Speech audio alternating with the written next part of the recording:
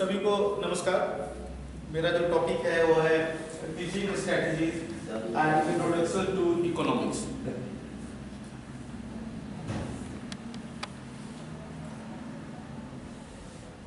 Economics के introduction में firstly Adam Smith को बताना जरूरी है, क्योंकि इनको कंसिडर किया गया था as a father of modern economics. इनका जो फर्स्ट मोस्ट इम्पोर्टेंट बुक्स था, इसकी भी चर्चा हमेशा की जाती है, that is an inquiry into the nature and causes of the wealth of the nation. इन्होंने फ्री मार्केट के बारे में बातचीत की थी। फ्री मार्केट का मतलब होता है जिसमें गवर्नमेंट का कोई भी इंटरफेरेंस नहीं हो। Free market is one where the consumers may buy what they like and the producers may produce what they like. दोनों का फ्रीडम होता है और जो भी इसमें डिसीजन होते हैं वो मार्केट फोर्सेस के द्वारा लिए जाते हैं।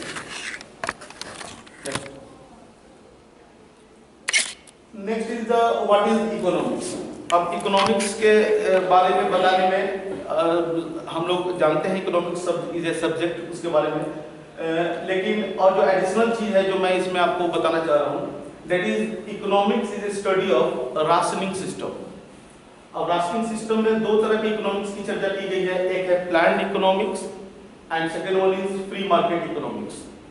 प्लान्ड इकोनॉमिक्स में क्या होता है कि एवरीथिंग, जो भी इकोनॉमिक एक्टिविटीज होते हैं वो सारे डिसीजन लिए जाते हैं उस देश, उस इकोनॉमी के में जो सेलेक्टेड गवर्नमेंट होती है उनके द्वारा वो डिसीजन लिया जाता है। यानी प्लान्ड इकोनॉमी में सब कुछ जो है वो गवर्नमेंट के एडवाइस से होता है, उसके द्वारा होता है। और फ्री मार्केट इकोनॉमिक्स जो कि एडम स्मिथ का भी कॉन्सेप्ट था, जो जिसमें बिलीव करते थे, उसके बारे में बताया गया था, जिसमें सारे इकोनॉमिक जो डिसीजंस होते हैं वो मार्केट फोर्सेस के द्वारा लिए जाते थे। और मार्केट में जो डिमांड और सप्लाई जो डिटरमाइन होता था वो मार्केट फोर्सेस के द्वारा डिटरमाइन होता था। ठीक, नेक्स्ट। अब इकोनॉमिक्स में दो चीजों की चर्चा हमेशा की जाती है। First one is needs and second one is wants. अब नीड्स से मतलब होता है कि जो नेसेसिटी ऑफ लाइफ है। Needs are the basic necessity that a person must have in order to survive.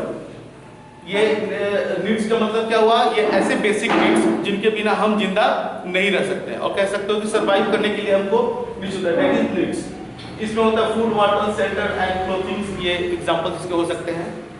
And wants, आपको पता है wants are unlimited होते हैं, unlimited wants होते हैं।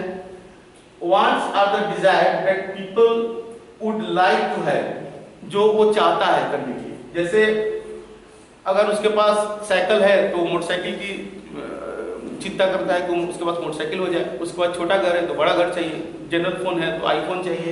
ये वांट्स होते हैं जो कि अनलिमिटेड होते हैं।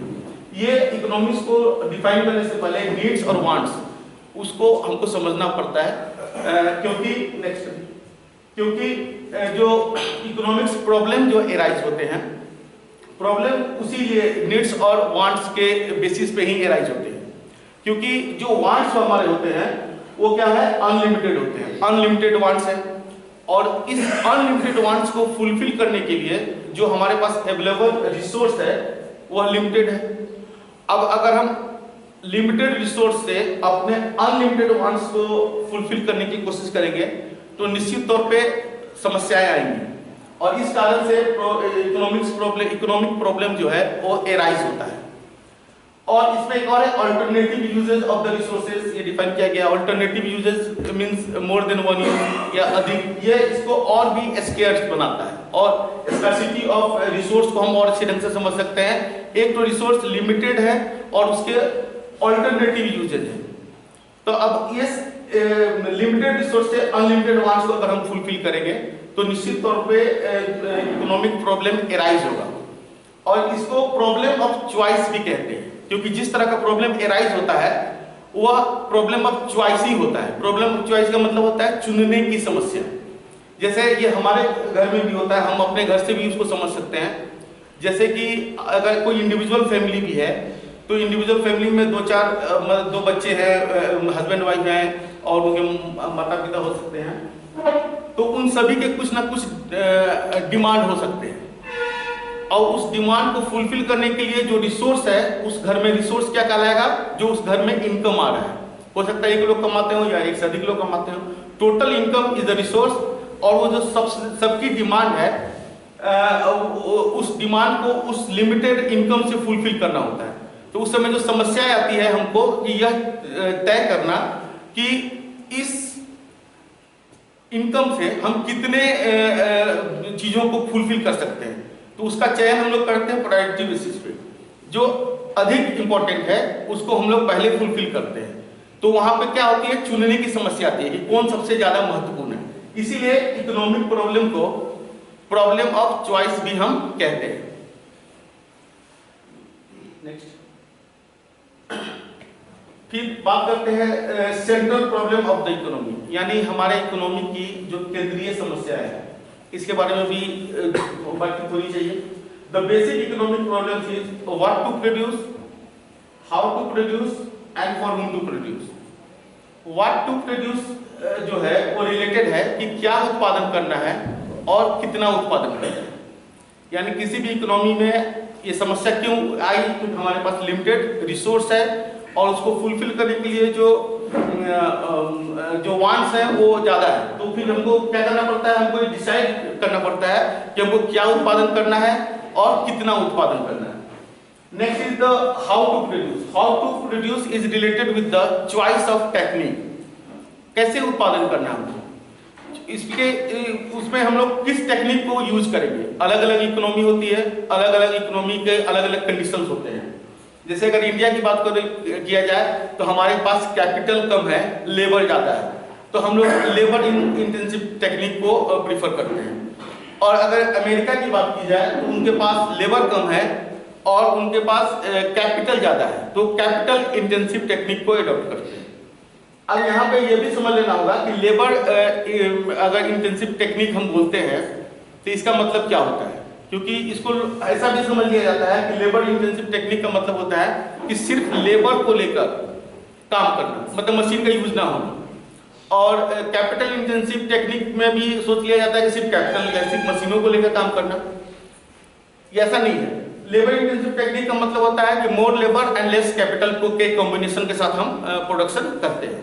और कैपिटल इंटेंसिव टेक्निक में क्या होता है कि more capital and less labour के साथ हम काम करते हैं। ठीक है, तो जिस इकोनॉमी की जैसी कंडीशन होती है हम उस टेक्निक को एडॉप्ट करते हैं। नेक्स्ट है फॉर whom टू प्रोड्यूस, किसके लिए उत्पादन किया जाए। तो ऐसा सुनने में लगता है कि जब हम उत्पादन करते हैं तो हम उसी के लिए उत्पादन करेंगे जो उसका पेमेंट कर सकता है, लेकिन ऐसा नहीं है, क्योंकि हर देश की गवर्नमेंट जो है सिर्फ उनको ही प्रोडक्शन या उसका पार्ट नहीं देती है जो उसके लिए पेमेंट कर सकते हैं, बल्कि वैसे भी बहुत सारे लोग हैं जो पेमेंट नहीं कर पाते हैं, तो उसकी भी प्लानिंग करनी पड़ती है। क्योंकि गवर्नमेंट का मोटिव होता है कि वेलफेयर लेवल को हम ऊंचा करें, तो वेलफेयर को बढ़ाने के लिए निश्चित तौर पर ऐसे लोगों का भी, अब हम चूंकि हमारी पॉवर्टी, हमारे देश में गरीबों की भी संख्या अधिक है, मोर देन 21.9% जो लास्ट सर्वे हुआ था उसके मुताबिक जो है वो बिलो पॉवर्टी लाइन में लोग रहते हैं, तो उनके लिए भी गवर्नमेंट को प्लान करना पड़ता है। तो यानी जब हम फॉर whom टू प्रोड्यूस जब डिसाइड करते हैं तो हम 3 तरीके से कैटेगराइज करते हैं उसको। एक उसके लिए जो उसका पेमेंट नहीं कर सकता है, यानी फ्री में हमको देना होता है। एग्जाम्पल के तौर पे हम लोग मिड डे मील वगैरह ले सकते हैं, जैसे मिड डे मील गवर्नमेंट जो प्रोवाइड करती है बच्चों को, उसके लिए कोई कॉस्ट उनसे नहीं लिया जाता है। एक कुछ ऐसी चीजों को डिसाइड किया जाता है जो नेसेसिटी ऑफ लाइफ है, उनको नो प्रॉफिट नो लॉस की कैटेगरी में भी गवर्नमेंट उसको रखती है। जैसे इसमें एग्जांपल के तौर पे हम लोग मेडिसिन वगैरह देखते हैं कि मेडिसिन वगैरह में गवर्नमेंट क्या करती है कि प्रॉफिट आउटसोर्सिंग करके प्राइवेट कंपनी से भी दवा वो बनवाती है और उसके कॉस्ट मतलब मैन्युफैक्चरिंग कॉस्ट पे ही उसको सेल करती है। और ऐसा प्राइवेट कोई भी अगर प्राइवेट इंस्टीट्यूशन होगा वो रेडी नहीं होगा, क्यों? मैन्युफैक्चरिंग, उसको तो प्रॉफिट चाहिए, तो गवर्नमेंट उसको सब्सिडीज प्रोवाइड करती है और सब्सिडीज के थ्रू उसकी भरपाई होती है, मतलब उसको प्रॉफिट के रूप में उसको सब्सिडीज के रूप में गवर्नमेंट दे देती है। ठीक है, तो नो प्रॉफिट नो लॉस, यानी मेडिसिन और इस तरह की कुछ दवाओं चीजों पे government no profit no loss पे बेचती है। और रेस्ट को फिर प्रॉफिट लेके बेचा जाता है। यानी फॉर हुम टू प्रोड्यूस में तीनों बातें हैं, जिसको फ्री में देना है, जिसको नो प्रॉफिट नो लॉस पे देना है, और फिर रेस्ट जो है उसको हम क्या करते हैं कि गवर्नमेंट क्या करती है उसमें प्रॉफिट लेकर वो बेचती है। अब नेक्स्ट जो हम बात करेंगे वो प्रोडक्शन से रिलेटेड बात करेंगे। What is production and production factor. तो प्रोडक्शन में प्रोडक्शन सबको पता है एक प्रोसेस है, एक प्रक्रिया है। इस प्रक्रिया में होता क्या है कि किसी भी वस्तु की में यूटिलिटी क्रिएशन होता है, यूटिलिटी क्रिएट होना, यानी उसकी उपयोगिता का जो वस्तु में पहले उपयोगिता थी उस उपयोगिता में बढ़ोतरी होना, यूटिलिटी क्रिएशन होना। और यूटिलिटी क्रिएशन होने से उसमें वैल्यू एडिशन भी हो जाता है। वैल्यू एडिशन का मतलब होता है कि उसकी मूल्य, अगर कोई चीज पहले से ज्यादा उपयोगी हो जाएगी तो वो पहले से ज्यादा कीमती भी हो जाएगी, यानी उसमें वैल्यू एडिशन भी हो जाएगा। तो प्रोडक्शन प्रोसेस में हम लोग क्या करते हैं, किसी भी वस्तु में यूटिलिटी क्रिएशन करते हैं और वैल्यू एडिशन करते हैं। लेकिन यह सब चीज जो होता है इसके लिए हमको दो तरह के चीजों का यूज करना पड़ता है। प्रोडक्शन जो प्रोसेस होता है उसमें हम प्रोडक्शन फैक्टर यानी प्रोडक्शन इनपुट्स और नॉन फैक्टर इनपुट्स और नॉन फैक्टर इनपुट्स को यूज करते हैं। फैक्टर इनपुट्स में आपको यहाँ दिख रहे होंगे फैक्टर्स, प्रोडक्शन के फैक्टर लैंड, लेबर, कैपिटल और इंटरप्राइज। इंटरप्राइज जिसको ह्यूमन कैपिटल या इंटरप्रेन्योर्स भी बोला जाता है। ये चारों प्रोडक्शन के क्या है, ये प्रोडक्शन के फैक्टर है। और ये प्रोडक्शन के चारों फैक्टर कोई भी फ्री में नहीं है। इसके प्रोडक्टिव यूज के बदले में लैंड को रेंट दिया जाता है, लेबर को वेजेस और सैलरी दिया जाता है। लेबर भी दो तरह के होते हैं, क्योंकि इसमें हमें ये पिक्चर लिया लेबर का स्पेलिंग यहाँ ये है। लेबर का में भी होते हैं स्किल्ड लेबर और अनस्किल्ड लेबर। तो स्किल्ड लेबर को सैलरी मिलता है और अनस्किल्ड लेबर को वेजेस मिलता है। कैपिटल उसको इंटरेस्ट मिलता है उसके प्रोडक्टिव यूज के बदले, और इंटरप्राइज को प्रॉफिट मिलता है। ये प्रोडक्शन के फैक्टर है। लेकिन सिर्फ इन फैक्टर्स की मदद से आप प्रोडक्शन नहीं कर सकते, इसके अलावा भी कुछ चीजों का जरूरत पड़ता है। इनके अलावा जो हम यूज करते हैं उसको नॉन फैक्टर इनपुट्स बोलते हैं। और नॉन फैक्टर इनपुट्स क्या होता है, नॉन फैक्टर इनपुट्स में आता है raw materials, power, fuel etcetera, ये सारी चीजें होती हैं। यानी उनको लेकर और इन सब को लेकर हम प्रोडक्शन प्रोसेस करते हैं। देश में जो नेशनल इनकम का कैलकुलेशन होता है, क्योंकि आप देख रहे होंगे कि मिलता सबको पैसा ही है। रेंट के रूप में क्या मिलता है, पैसा ही लेते हैं। वेजेस के या सैलरी में क्या मिलता है, पैसा ही मिलता है। वो उस देश की करेंसी ही मिलती है, इंटरेस्ट प्रॉफिट सब में पैसा ही मिलता है। नाम अलग अलग रखा गया है ताकि पता चल सके कि ये जो प्रोडक्शन हुआ है वह प्रोडक्शन के किस फैक्टर्स का सबसे अधिक कंट्रीब्यूशन है। वो कंट्रीब्यूशन भी पता चल जाएगा। अगर लैंड रेंट के रूप में आ रहा है, डेट मींस कि यह अमाउंट आया है देश में किसके लैंड मतलब रेंट आया है, तो क्या मालूम चलेगा कि रेंट के प्रोडक्टिव यूज के बदले में आया है। अगर कैपिटल है, इंटरेस्ट आया है, तो हम समझ सकते हैं कि हम कैपिटल के यूज के बदले में हमको मिला है। तो ऐसा करके सबके कंट्रीब्यूशन को भी पता चलता है और यह भी हमको पता चलता है कि किस फैक्टर जो प्रोडक्शन का फैक्टर है उसका कंट्रीब्यूशन कम है। अगर जिसका कम है हम उस पर काम भी कर सकते हैं। और इसके साथ साथ यहाँ मैं एक चीज और इंडिकेट करना चाहूंगा कि ये इस प्रोसेस के माध्यम से आप देश का नेशनल इनकम का भी कैलकुलेशन कर सकते हैं। अगर rent plus wages plus interest plus profit इसको ऐड करते हैं तो देश का जीडीपी कैलकुलेट होता है, ठीक है ना। तो यहाँ इस चीज को भी हम यहाँ पे सीख सकते हैं, ठीक। अब मैं बात करूंगा कि the vital process of our economy. Economy में कुछ भी होता है, हमारे इकोनॉमी में कुछ भी होता है, उसका सबसे जो वाइटल प्रोसेस है, जो सबसे अत्यधिक जो महत्वपूर्ण प्रक्रिया है जो होती है वो है कंजम्पशन और प्रोडक्शन। ये दो सर, और बाकी जितने भी इकोनॉमिक एक्टिविटीज हैं या जो भी आगे कुछ होता है वो सारा डायरेक्टली और इनडायरेक्टली कंजम्पशन और प्रोडक्शन के ऊपर ही डिपेंड करता है।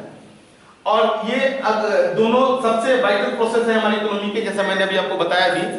अब मैं यहाँ पे चाहूंगा, क्योंकि वन साइडेड हो रहा था, मैं यहाँ बात कर रहा हूँ, आप देख रहे हो, मैं यहाँ सिर्फ जानना चाहूंगा कि अगर आपको क्या लगता है कि कंजम्पशन और प्रोडक्शन में ये दोनों सबसे महत्वपूर्ण प्रक्रिया है हमारे अर्थव्यवस्था के, इन दोनों में ज्यादा महत्वपूर्ण कौन है?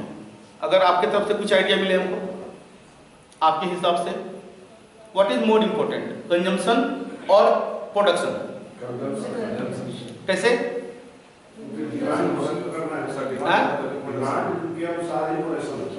हाँ ठीक है, वेरी गुड। वही चीज था कि कंजम्पशन ही डिसाइड करता है किसको? प्रोडक्शन को। ठीक है, मान लीजिए कि आप छोटे से उदाहरण के रूप में भी ले सकते हो। मान लो हमने यहाँ इस शहर में आया है और एक दुकान किए हुए हैं और मैंने 2 आइटम समोसा और कोई मीठा ऐसा प्रोडक्शन करके रखा हुआ है। तो हमने कोई सर्वे नहीं किया, क्योंकि एक छोटा सा इंस्टीट्यूशन था, एक छोटा सा मैं फर्म था, तो मैंने कोई सर्वे नहीं किया। ये दोनों प्रोडक्शन मैंने करके रख दिया। लेकिन शाम को मैं क्या देखता हूँ कि समोसा मेरा टोटल बिक चुका है और जो मीठा हमने बनाया हुआ था वो 20% ही बिका है। तो नेक्स्ट डे क्या मैं उसी प्रोडक्शन पैटर्न पे चलूंगा क्या? नहीं, निश्चित तौर पर हम चेंज कर देंगे, क्योंकि जो बिक रहा है, जो जिसकी डिमांड है, जिसका कंजम्पशन है, उसी के बेसिस पे हम प्रोडक्शन डिसाइड करेंगे। यानी प्रोडक्शन कंजम्पशन डिसाइड नहीं करती, कंजम्पशन जो है वह प्रोडक्शन डिसाइड करता है। और ये दोनों सबसे महत्वपूर्ण है हमारी इकोनॉमी के लिए। नेक्स्ट। अब कंजम्पशन जो होता है, तो कंजम्पशन कौन करते हैं? यानी consumption on the basis of consumption हम अपने इकोनॉमी को 4 टाइप्स में डिवीजन किए हैं। इसका मतलब ये हुआ कि कंजम्पशन जो करते हैं उसको ब्रॉडली ये 4 पार्ट में डिवीजन किया गया है। और कंजम्पशन जो है वह मतलब ये 4 जगहों से होता है। कंजम्पशन करने का मतलब ये भी बोल सकते हैं कि जो डिमांड करते हैं, भाई हमको कंजम्पशन करना है तो हम डिमांड करते हैं। तो डिमांड यानी डिमांड ऑफ द इकोनॉमी कौन करता है? On the basis of demand और on the basis of consumption. Economy के ये 4 जो है सेक्टर होते हैं। First one is household sector, second one is firm, third one is government and fourth one is rest of world. जो household sector होता है उसमें हम सभी लोग आते हैं, जो भी कंज्यूमर है। इसमें मुख्य रूप से कंज्यूमर गुड्स का डिमांड होता है। फर्म है, इसमें कैपिटल गुड्स का होता है। और गवर्नमेंट दोनों तरह का गुड्स का, यानी कंज्यूमर गुड्स और कैपिटल गुड्स दोनों का डिमांड करती है। और रेस्ट ऑफ वर्ल्ड से भी डिमांड किए जाते हैं। यानी ये कंजम्पशन के 4 सेक्टर्स हैं। यहाँ से हमारी इकोनॉमी में डिमांड होता है, यहाँ पे हम खर्च करते हैं और यहाँ ये सारे लोग जो हैं वो कंज्यूम करते हैं। तीनों बात आप बोल सकते हैं। ठीक है। And on the basis of production कहाँ होता है? जो हमारी इकोनॉमी में प्रोडक्शन होता है तो उसके प्रोडक्शन नेचर के बेसिस पे उसका 3 टाइप में डिवीजन हुआ है। First one is primary sector, second one is secondary sector and third one is tertiary sector. ये 3 सेक्टर में इकोनॉमी में हम क्या करते हैं? प्रोडक्शन करते हैं। या कह सकते हैं कि जो भी इन तीनों में होता है, यही हमारा पूरे इकोनॉमी का टोटल प्रोडक्शन होता है। और प्राइमरी सेक्टर जो है, सेकेंडरी सेक्टर, टर्सरी सेक्टर को इस तरह से भी देखा जाता है कि इनिशियली कुछ पहले तक प्राइमरी सेक्टर सबसे ज्यादा इम्पोर्टेंट था। इम्पोर्टेंट किस बेसिस पे? कि जिसमें नेशनल इनकम का सबसे ज्यादा कंट्रीब्यूशन आता था, इसके बेसिस पे। और दूसरा कि जॉब अपॉर्चुनिटी जहां सबसे अधिक था, तो उस बेसिस पे प्राइमरी सेक्टर सबसे इम्पोर्टेंट था। लेकिन रिसेंटली अभी के समय में सबसे ज्यादा इम्पोर्टेंट जो है वो टर्सरी सेक्टर है। दोनों ही वाले सबसे ज्यादा नेशनल इनकम में कंट्रीब्यूशन भी इस सेक्टर से जाता है और सबसे ज्यादा जॉब अपॉर्चुनिटी भी इसी सेक्टर में है। क्योंकि टर्सरी सेक्टर में सारे जो सर्विस वाले पार्ट है, जैसे आप देखते होंगे IT sector, transportation, advertisement, banking, insurance, ये सारा कुछ इसी में आता है। तो सबसे ज्यादा जॉब अपॉर्चुनिटी भी यहाँ मिलता है और अभी सबसे ज्यादा नेशनल इनकम में कंट्रीब्यूशन भी इसी सेक्टर से जाता है। अब थोड़ा उस समय जब हम कंजम्पशन की बातचीत कर रहे थे, उस समय हम लोगों ने कंज्यूमर गुड्स और कैपिटल गुड्स की बातचीत की थी। यानी मुख्य रूप से जो गुड्स है उसको हम 2 भाग में बांटते हैं, final goods and intermediate goods. Final goods होता है जो रेडी टू कंज्यूम है, कंजम्पशन के लिए रेडी है, उसको हम लोग फाइनल गुड्स बोलते हैं। और इंटरमीडिएट गुड्स होता है जो कि अभी प्रोडक्शन बाउंड्री को पूरी तरह से क्रॉस नहीं किया है, यानी उसमें अभी वैल्यू एडिशन होना, यूटिलिटी क्रिएशन होना बाकी है, उसको इंटरमीडिएट गुड्स हम लोग बोलते हैं। फाइनल गुड्स को फर्दर फिर 2 पार्ट में बांटते हैं। First one is the consumer goods and second one is the capital goods. अब कंज्यूमर गुड्स जैसे मैंने बताया था कि हाउस होल्ड सेक्टर वाले मुख्य रूप से कंज्यूमर गुड्स को ही मतलब उसी को कंज्यूम करते हैं। और कंज्यूमर गुड्स में भी कुछ टाइप्स होते हैं। First one is durable goods, semi durable goods, non durable goods and services. इसमें अगर नॉन ड्यूरेबल गुड्स की बात करें तो नॉन ड्यूरेबल गुड्स किसको बोलते हैं? जो सिंगल एक्ट ऑफ कंजम्पशन के साथ समाप्त हो जाता है, यानी एक बार खाने के बाद वो क्या हो जाता है, समाप्त हो जाता है। उसको हम लोग बोलते हैं non durable goods. Non durable goods जैसे ब्रेड, मिल्क, जिसको सिंगल एक्ट ऑफ कंजम्पशन के बाद वो क्या हो जाता है, वो चीज समाप्त हो जाती है, ठीक है, उसको नॉन ड्यूरेबल गुड्स बोलते हैं। सेमी ड्यूरेबल गुड्स का मतलब होता है कि जिसको हम लोग कुछ एग्जैक्टली पीरियड तो डिफाइन नहीं है, लेकिन कुछ समय तक जिसको हम लोग यूज करते हैं, 6 महीना साल भर के करीब। जैसे आप बोल सकते हो शर्ट, शूज, इस तरह की चीजें जो होती हैं वो सेमी ड्यूरेबल गुड्स में आती हैं। और ड्यूरेबल गुड्स में जैसे कार, टेलीविजन, फ्रिज, ये सब ड्यूरेबल गुड्स में आते हैं। और सर्विस आप जानते हैं, तो ये कंज्यूमर गुड्स है टाइप पर। नेक्स्ट इज कैपिटल गुड्स और प्रोड्यूसर गुड्स। इसको कैपिटल गुड्स में मेन मुख्य रूप से आता है product purchase by other businesses to produce other goods and services.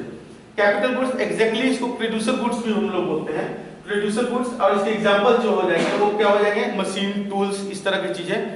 इसका डायरेक्ट कोई डिमांड नहीं होता, इनडायरेक्टली। जैसे अगर हमको जेरोक्स की दुकान खोलनी है तो हम एक जेरोक्स मशीन खरीदेंगे, तो जेरोक्स मशीन जो है वो कैपिटल गुड्स होगा।